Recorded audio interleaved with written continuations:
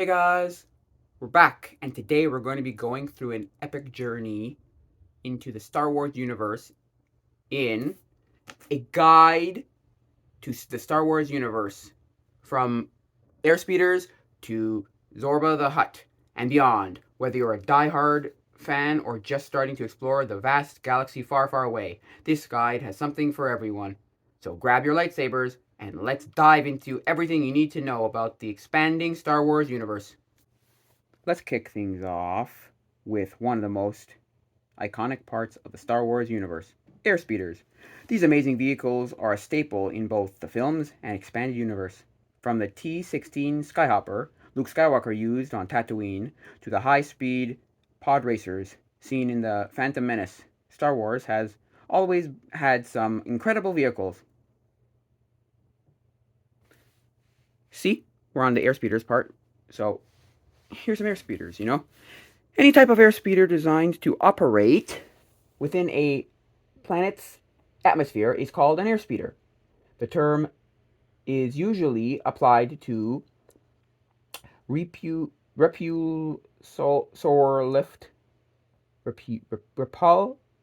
lift vehicles that fly high above the ground. Yeah, things like like the T-16 Skyhopper, or apparently it says here anything. Look, oh, okay. Let me be honest here. I don't know everything about Star Wars, but yeah, it's just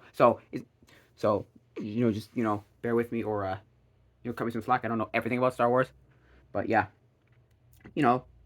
So this. So we can go to T-16, C Skyhopper. Oh, okay, Skyhopper. Here we go.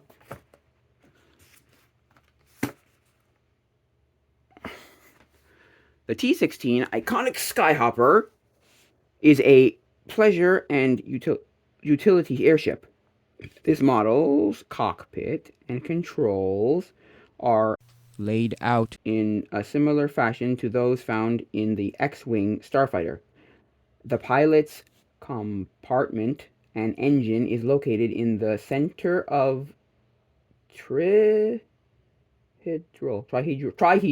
wings. Like Luke Skywalker learned to fly a Skyhopper during his youth on Tatooine. Okay, and then you have things like the what do you call them? The what were they called? Pod racers. The pod racers, right? So let's see if I can find pod racer. Pod racer. Pod racer. Pod racer. Pod racer. Pod racer. Pod racer.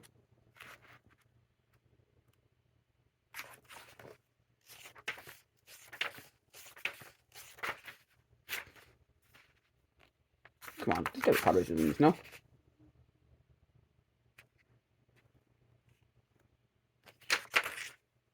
There's no pod racers. Oh, this must have been before. This must have been before. When was this written? Because it might be before the prequels. No, 1994. Well, actually, it's before the first movie, so yeah. Yeah, no, it's before the prequels. Okay. Well, never mind then. Okay.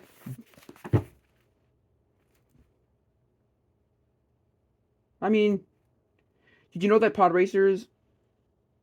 racing was originally supposed to be a smaller part of the Phantom Menace, but it became such a fan favorite that they expanded it into one of the movie's most iconic sequences. The T-47 airspeeder used by the Rebel Alliance in The Empire Strikes Back is another great example of Star Wars ingenuity. These vehicles are fast, durable, and perfect for combat situations. Now let's talk about someone who's not quite as well known as Jabba the Hutt, but still plays a role in the Star Wars galaxy. While Jabba is the infamous crime lord we all know, Zorba is his equally dangerous, though less famous, father. You might not have seen him in the movies, but Zorba is a major character in the Star Wars expanded universe, particularly in the novel The Hutt Gambit. Zorba is a brilliant, manipulative leader who controls much of the Hutt cartel's activities. He's been involved in multiple plots and schemes throughout the galaxy, showing that the Hutt family is more than just Jabba and his slimy palace on Tatooine. Now let's read about him in the book. Zorba the Hutt is the father of Jabba the Hutt. Zorba did not immediately learn of his son's death due to the fact that he was imprisoned on the planet Kip for more than 20 years. Zorba resembles his offspring, though he has long white hair, braids, and a white beard. All of Jabba's possessions were bequeathed to his father, including his desert palace on Tatooine and the Holiday Towers Hotel and Casino on Cloud City. I don't know much about Zorba the Hutt, honestly. It's his father, apparently, according to this book. So, yeah, I mean, I don't know. Apparently, there's a lot of like Hutts. There's Zorba the Hutt, and then there's his son in what's it called? There's his son also in the Clone Wars, or at least a movie. I don't know if he actually was in much of the Clone Wars. I didn't really watch much of Star Wars: The Clone Wars. I just remember watching his watching the movie. I don't remember what his name was. What was his name? What was his son's name? Oh, I don't remember his son's name. Okay, Google. Okay, no, forget it. Okay, yeah, so I was gonna ask Google, but yeah. What was his son's name? I'll put it up on screen. Star Wars wouldn't be the epic saga we know without its incredible technology, from lightsabers to blasters and droids. There's so much to love.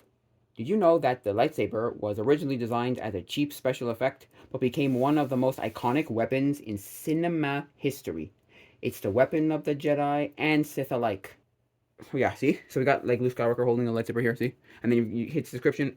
The book's description of lightsaber is: the lightsaber is the elegant weapon of the Jedi Knight. Though these power swords project blades of pure energy, capable of cutting through most materials except the blade of another lightsaber.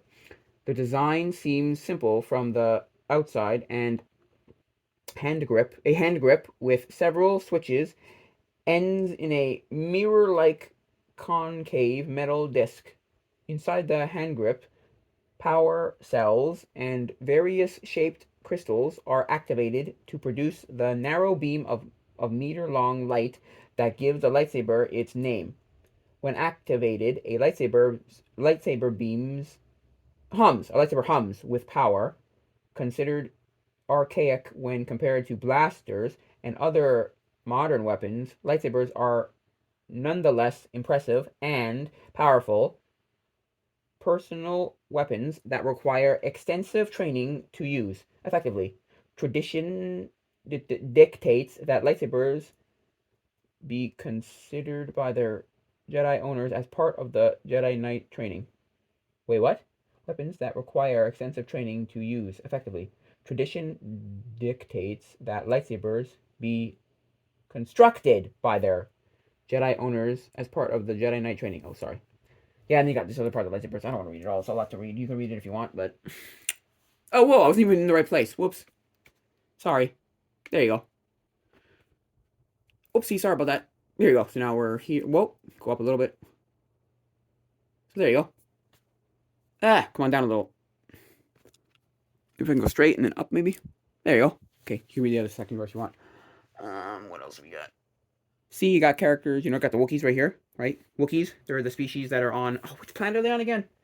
Native to the planet Kashyyyk. That's it. I like playing that one in Star Wars Battlefront. The original Battlefront on PS2. No, sorry, Battlefront 2 on PS2. Battlefront 2 on PS2. You know what the Wookiee honor debt? Is that what they called? What they called it? Life debt. I did not know that. Look. That's very interesting. It's like, look, if you look here, right, with the, oh, shoosh. They got the honored, right? They apparently have this whole thing of like, whoa. They have to like honor, and they basically like live. Look, the most sacred Wookiee custom is the life debt. Wookiees pledge life debts to those who save their lives from a bond that can never be broken. Not slavery. A life debt is a sacred act of honor to repay that which is without measure. When a Wookiee enters into a life debt, he often decides to travel with his savior in order to. I'm gonna move that. In order to carry out what he considers to be sacred obligations. Chewbacca has pledged a life debt to Han Solo for acts that Solo performed when the pair first met. I didn't know that. That's why he's with him. You didn't just like find him and say, "Hey, you want to come with me?" He apparently saved him, or they met, and then he saved them, and then he had to stay with him. Interesting. Okay, that's cool. You got the Wookiees, right? And then we can go to other characters. Han Solo. Yeah, let's go see Han Solo. Haha, almost. Where's Han Solo? Oh my gosh. My word. What is that long thing? Oh, it is Han Solo. Wow. Look at how big Han Solo is. Oh my good gosh. Holy moly, macaroni. Let's zoom out. And you can read that on your own time. Oh wait, even more zoomed out. There, you can zoom in and read that on your own time. Holy moly. There's a lot here to read. Holy moly. I think it even goes to the next page. No. Okay. But man, is there a lot in that Star Wars. I just want to know is there a way like Han Solo, just something like they explain about Han Solo why? Many tags can be applied to the Corellian-born Han Solo. Starship plot, smuggler, pirate, and even rebel hero. He became involved in the Galactic Civil War when he took on a simple transport job in a cantina in Tatooine, Mos Eisley's spaceport. After jettisoning Jabba the Hutt's cargo of spice, to avoid an Imperial blockade, Han needed to raise enough credits to reimburse the crime lord for 17,000 credits. He agreed to ferry Ben Kenobi, Luke Skywalker, and 2 droids to Alderaan in the Stocklight freighter, the Millennium Falcon, which he won from Lando Calrissian in a high-stakes Sobak game, sorry. Oh god, this is gonna go forever. The adventure that followed saw Solo help rescue Princess Leia Organa from the depths of the Death Star, and then provide covering fire for Luke's shots, which destroyed the huge battle station, the Death Star. He became one of the heroes of Yavin and spent the next 3 years helping the Alliance avoid the growing number of Imperial hunters searching them out. Okay, fine. I don't need to read all of it. You could read the rest of it. It's a lot. I just want to know like where you come from, which is like after growing up in Corellian star systems, Han enrolled in the Imperial Academy. He graduated with honor and was on his way to a brilliant career in the Imperial Navy. Whoa, whoa, whoa. He wanted to be on the bad guy's side. Whoa, that's whoa. That's news to me. That's incredible. That's whoa. Okay. When his conscience got in the way, he decided to rescue a Wookiee from slavery, some slavers, which earned him a dishonorable discharge, and the lifelong gratitude of the Wookiee. As Wookiees were an enslaved species under Imperial law, it was not Han's place to interfere with the slavers, but he could not stand by and watch the Wookiees be mistreated. Okay, the Wookiee was Chewbacca, and this choice was to influence the rest of Han Solo's life. After being discharged, Solo wandered the galaxy with little purpose. He took on a number of unsavory jobs, and all the while Chewbacca remained. No, where is it? Wait, what? I just lost it. Chewbacca remained at his side, even though Han tried repeatedly to get rid of him, to get him to leave. A Wookiee's life That is not something taken lightly, and Chewbacca stayed until Han finally acknowledged his presence. They became partners and then fast friends. Okay. In the 6 years following the Battle of Endor, Han Solo married Princess Leia and became the father of 3 potential Jedi Knights. Okay, Jacen and Jaina, Jaina, twins, and Anakin and Anakin. He continued to take on missions for the New Republic, long though he long ago gave up any official rank or title. Wait, what? He continued to take on missions from the New Republic. Okay. Well, okay, then this is not canon because he just has Ben Kenobi, doesn't he? Only in the movies he has Ben Kenobi now? Like, that's it? I think so. So, I don't think that's necessarily canon. I don't know. They made a lot of things uncanon with the new movies, so, like, not canon anymore. So I don't think that's canon. Because there's a whole thing of isn't there a book where Leia becomes a Jedi or something? Or trained to be a Jedi or something? I don't remember. Something like that. And let's not forget about the E11 blaster rifle, the standard issue weapon for Imperial stormtroopers. It's a symbol of the Empire's oppressive might, and it shows up in almost every Star Wars film. Star Wars is filled with unforgettable characters, from Luke Skywalker to Han Solo and Princess Leia. But the galaxy is also full of countless other fascinating species and individuals. You've got the Wookiees, Tugratas, and Moon species, each with their own rich backstory and unique traits. For example, did you know that Chewbacca is not only a loyal friend and co-pilot, but also an expert mechanic and warrior?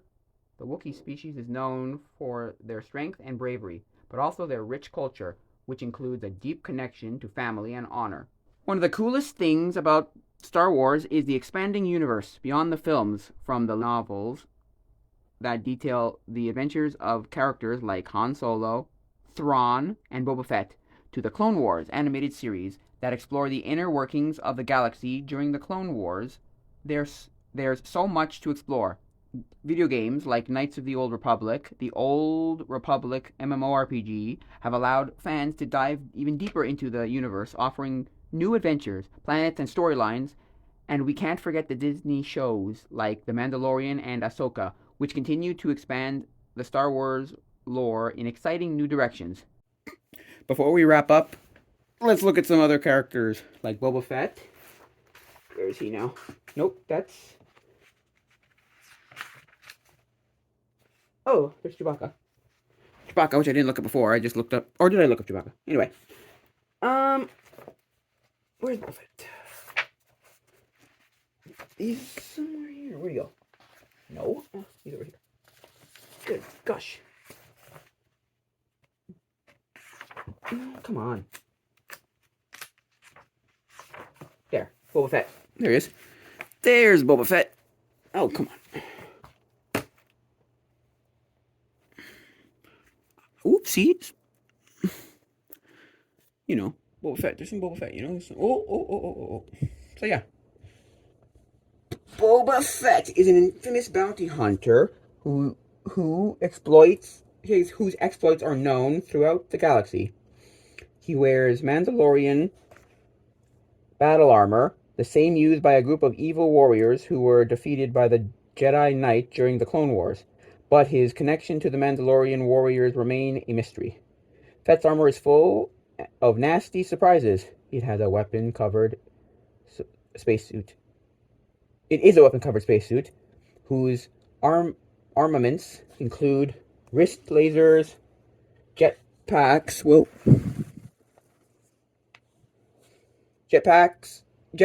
rocket darts, and grappling lanyard, and a miniature flame projector. You can read the rest of this. I'm not reading the rest of this. But yeah, here you go, the rest of it, and you know. So yeah, you know, we got this character, you know. You're like, oh yeah. There's, you know, Boba Fett here. And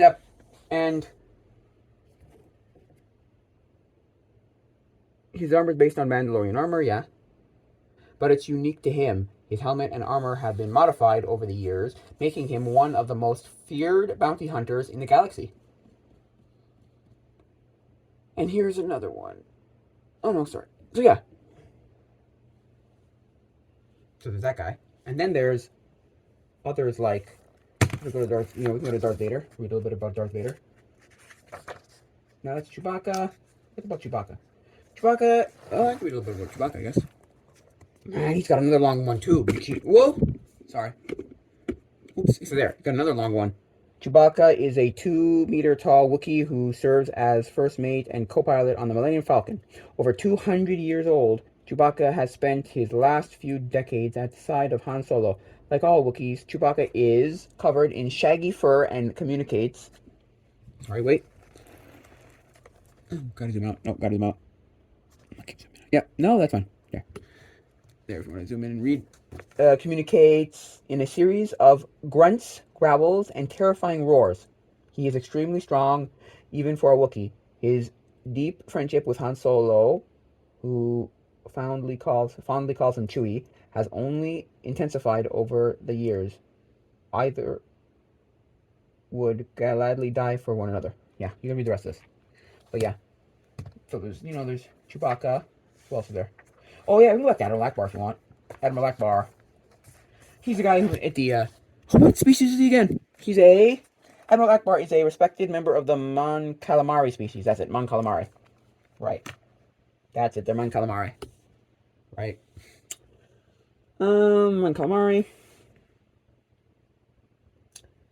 Ackbar made a study of Imperial tactics and defenses while serving as a slave to Grand Moff Tarkin. Oh, okay. Rebel agents released him from servitude during a failed attempt to assassinate the Grand Moff.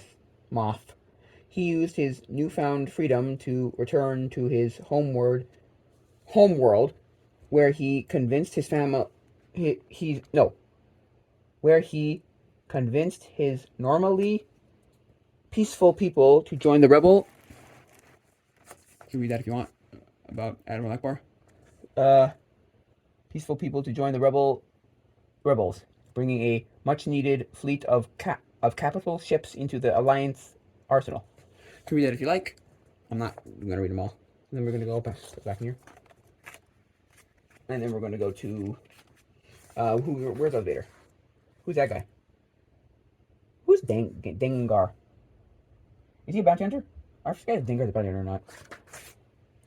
Dengar was one... Let me see. Dengar was one of the bounty hunters hired by the Emperor to find and capture the Millennium Falcon and her crew. Ah, okay. You want to read about her? About him? Right there. Okay, cool. Where did he go?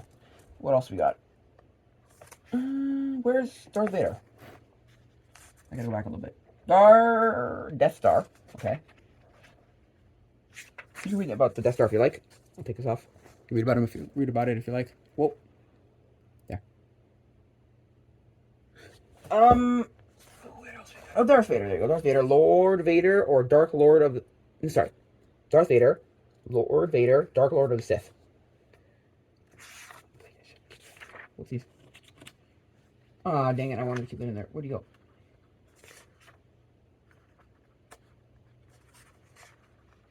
What? Where'd he go?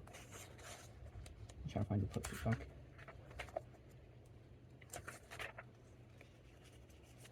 There. There. Darth Vader. Oh my god, he's also got a lot of stuff to read about. Probably has another page, right? Yeah, wow. Okay, so if you want to read about him, here you go. I'm not going to do much about Darth Vader. It's just a lot of reading. You can read about other ones too. This is just a little overview of the book. Where is it? Oh, holograms. Hologram Fun World. What? The theme park called Hologram. There's a theme park in the Star Wars universe? Okay. The theme park called Hologram Fun World is located in a glowing, transparent dome that floats inside a blue cloud of gas hanging suspended in outer space. The promotions declare that the park is a world of dreams come true. Lando Calrissian served as Baron Administrator of Hologram Fun World for a time after the Battle of Endor. Oh, okay. Interesting. Again, I don't know how much of this is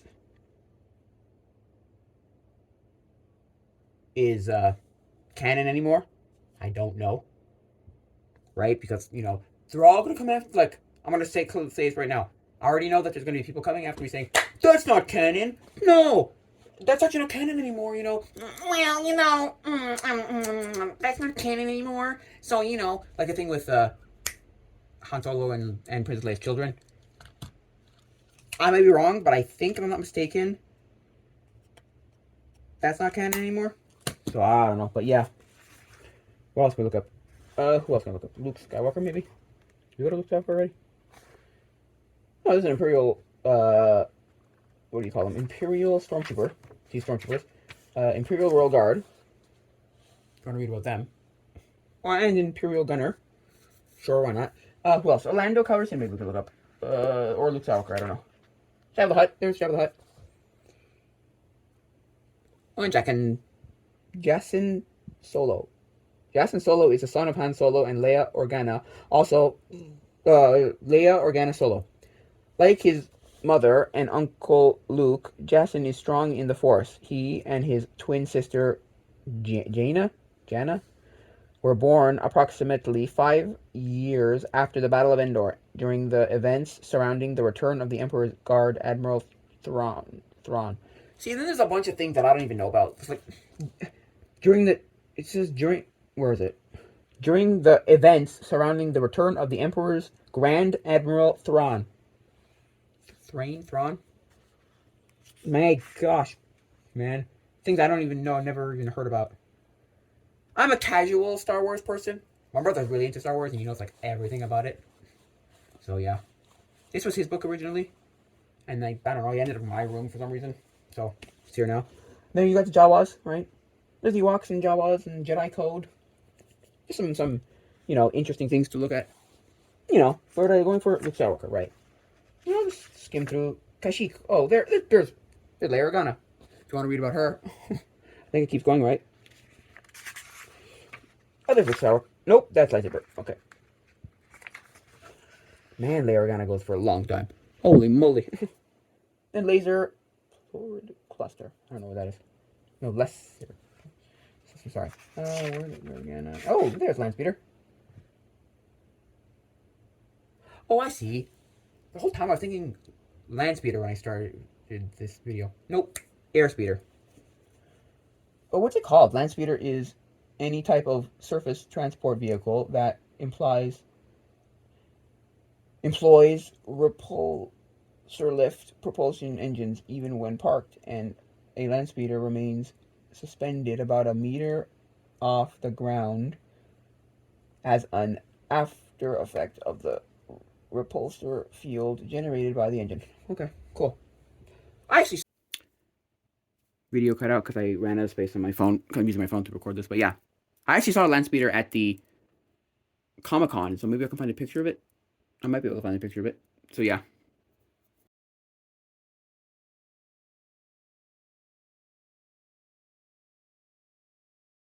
Yeah, and then what else? Oh, I was looking for Luke Skywalker, right? And maybe that. I'll end with about Luke Skywalker. Where's Luke Skywalker? Yeah, Luke Skywalker. If you want to read about Luke Skywalker? Whoa. There you go. Oh, up a little bit now. Oopsies. So yeah, I think that's where we're going to end. Wait, let me just see my script.